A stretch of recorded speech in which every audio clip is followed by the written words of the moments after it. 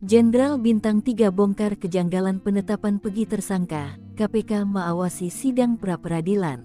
Pihak kuasa hukum Pegi Setiawan mendatangi KPK dan Mahkamah Agung, serta menyatakan, meminta dua lembaga tinggi negara ini melakukan pengawasan terhadap sidang pra-peradilan Pegi Setiawan. Diketahui, sidang pra-peradilan Pegi Setiawan yang menggugat Polda Jabar akan digelar di PN Bandung, Senin tanggal 24 Juni tahun 2024. Tony RM, kuasa hukum Pegi, dan keluarga kliennya itu mendatangi KPK Kamis tanggal 20 Juni tahun 2024. Mereka menyampaikan surat permohonan pengawasan kepada KPK dalam hal kewenangannya terkait dengan pencegahan. Khawatir terjadinya suap dalam sidang pra-peradilan Pegi Setiawan, ujarnya. Ia yakin, Pegi Setiawan sangat yakin bahwa Pegi Setiawan itu bukanlah pelakunya, tidak terlibat dalam peristiwa pembunuhan Eki dan Vina.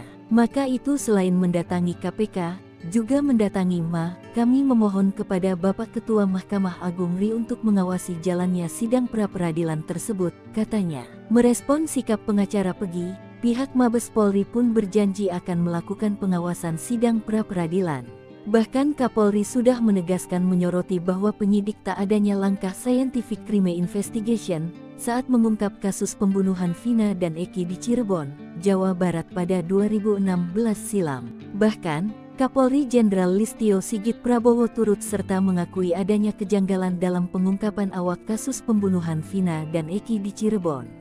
Hal itu disampaikan Wakapolri Komjen Agus Andrianto saat menyampaikan amanat Listio saat memberi pidato sambutan di hadapan wisudawan STIK PT IKA pada Kamis tanggal 20 Juni tahun 2024, bahwa seharusnya agar terhindar dari perbuatan menyimpang, mengedepankan scientific crime identification dalam pengungkapan perkara.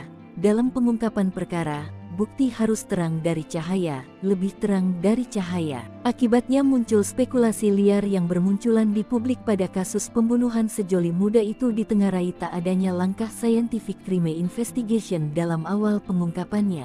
Pada kasus pembunuhan Vina dan Eki, pembuktian awal tidak didukung dengan scientific crime identification, kata Agus. Sehingga muncul persepsi negatif.